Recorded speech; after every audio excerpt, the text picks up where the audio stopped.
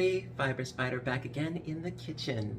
Today we are going to be making an extremely easy and delicious recipe, cookie bars, with only 4 ingredients. Yep. And I know that this recipe works because I've already tried it before. They're so good. They are so good. They remind me of Blondies. Now, I do not know the genetic composition and makeup of an actual Blondie, so we're calling them cookie bars, okay? So that we can be okay on that one. But they look like Blondies. So with the 4 ingredients, all you need: vegetable oil or olive oil or butter, you know, the equivalent thereof, melted butter. Chocolate chips! I love chocolate chips. I'm using 60% cacao dark chocolate. Love dark chocolate. You know, it has antioxidants in it, so it's an acceptable sin. You know, it's all good. 2 eggs and a box of yellow cake mix. So easy, absolutely easy. Now, a while back, I did a recipe on making peanut butter cookies with one of the main ingredients being Bisquick, and a lot of people said, we don't have Bisquick in my country. So, you know, I found a recipe for doing a DIY Bisquick. Well, there are recipes for DIY yellow cake mix as well. The only difference is that if you make it yourself and if you don't add food coloring, it's going to be white, not yellow. Just saying. So, that being said, I really think you guys are going to enjoy this, so let's get started.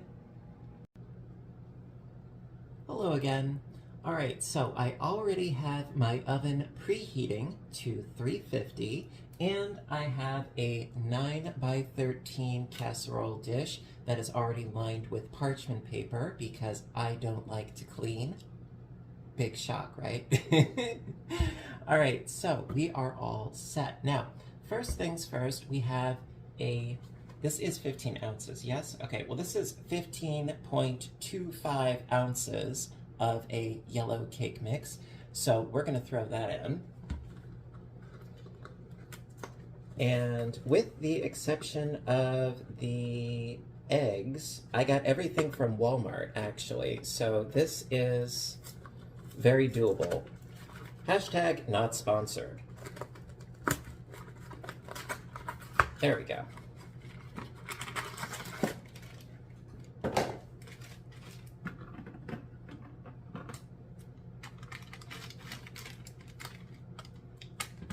Nope. Get out of there.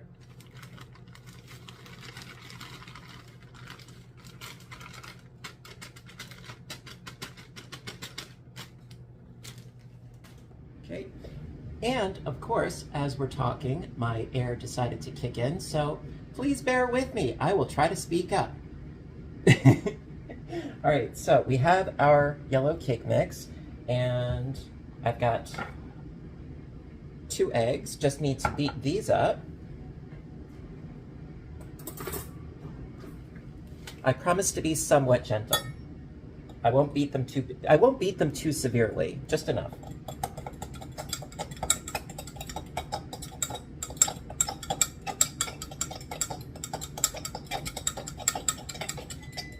Oh, and the preheating is all ready. Fabulous.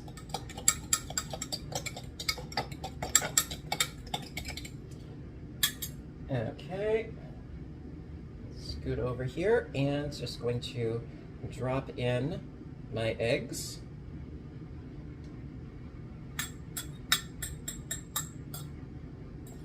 Okay,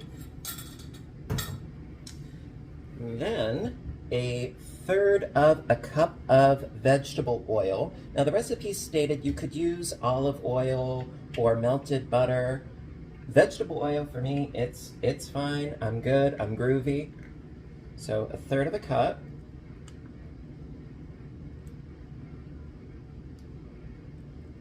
There we go.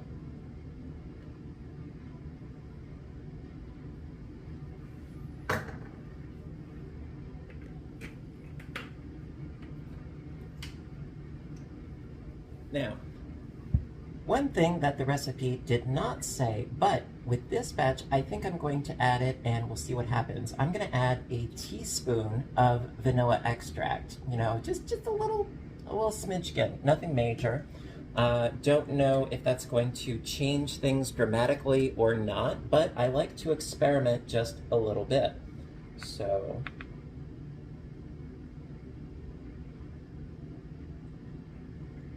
there we go. Nothing major. It's not like I'm adding 2 tablespoons or something.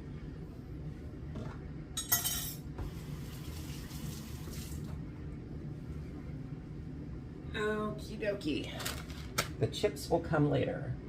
Now, just going to mix this up with my trusty handy dandy spurtle.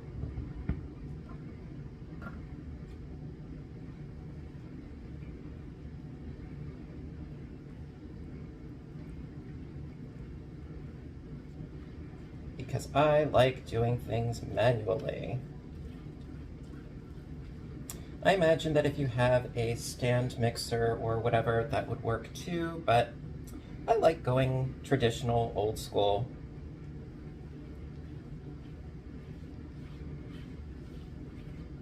Works up pretty fast. Now this is going to create a pretty thick dough, all right? Do not, do not think that something is amiss or going wrong. No, it is supposed to be a very, very, very thick dough.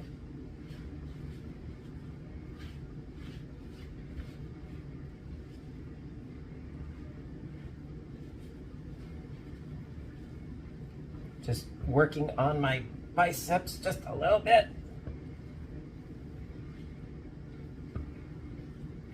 Well, they need all the work they can get, so. Okay, so this is just about mixed through, and it is pretty solid.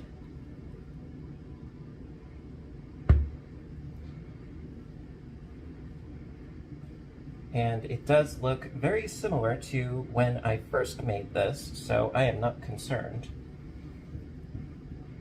Okay, now I'm gonna add our chips. Now it says a 12-ounce bag. This is 10 ounces, but honestly, it's enough. Seriously. 10 ounce, I mean, usually I would say you can never have too much chocolate, but seriously, this is fine. Oh, you've got to be kidding. There we go.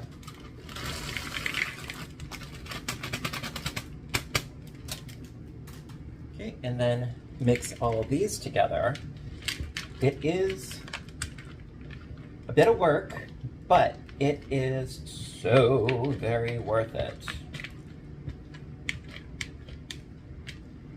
See, adding in another 2 ounces of chips, I don't think that that would be a make it or break it kind of thing. I think that this is just fine.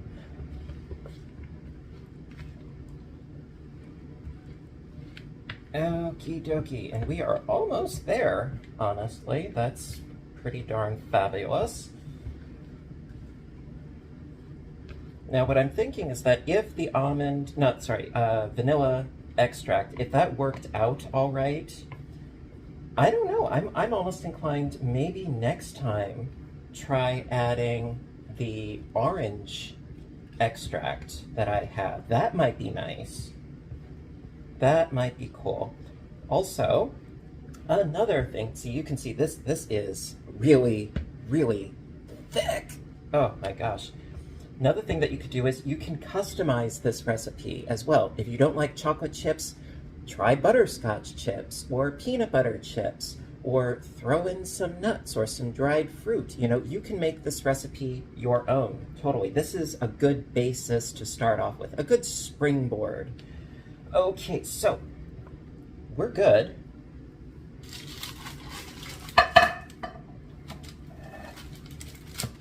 All right, so then going to just spoon this out. Well, it's like one big solid mass here.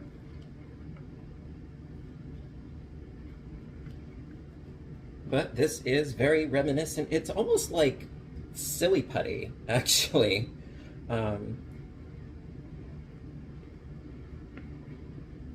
Okay, we're almost there. Ah. Ah. Come on, behave, or I will send you to your room. All right, there we go.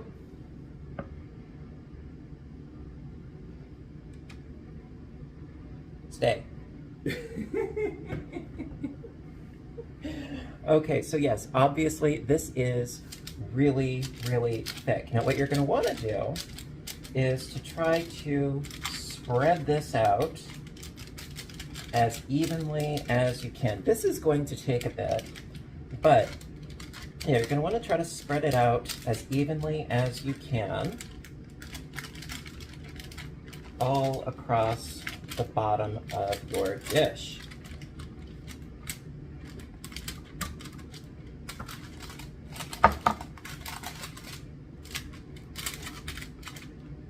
Does not have to be perfect, but it helps.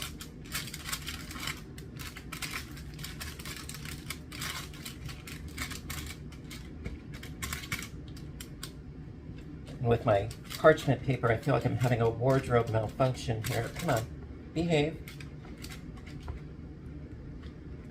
But honestly, I would much rather deal with parchment paper than having to scrape and clean and so forth. So you know what, I'm gonna finish up sort of straightening this up and I will be right back. Okay, so I got it all spread out as evenly as I can, and now it's oven time. So it's at 350. It's gonna be for about 20 to 25 minutes.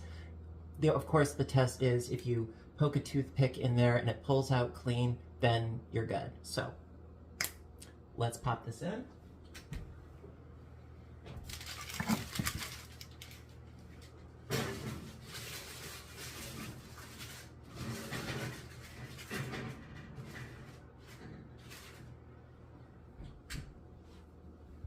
Okie dokie. So I will see you in a bit and we'll go from there. All right. Okie dokie. So it's been 25 minutes, the moment of truth.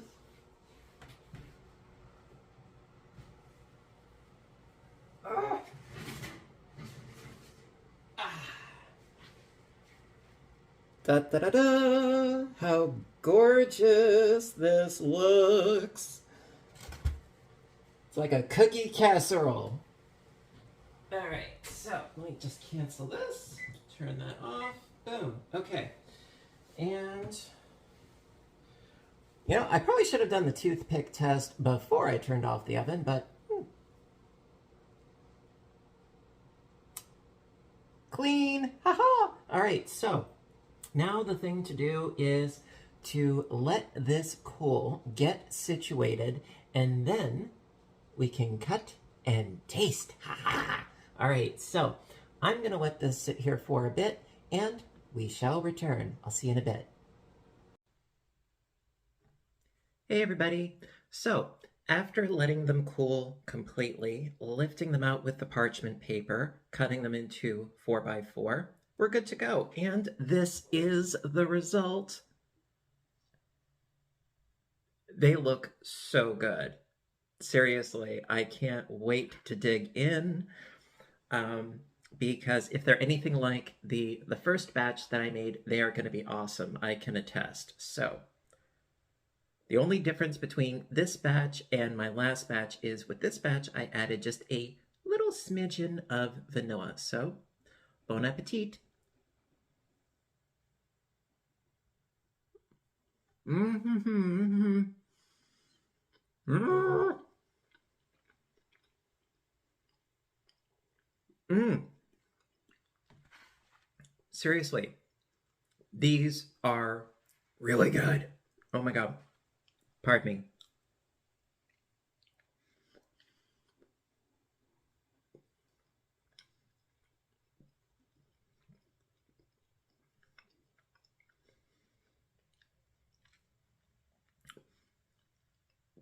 The texture is to die for, okay?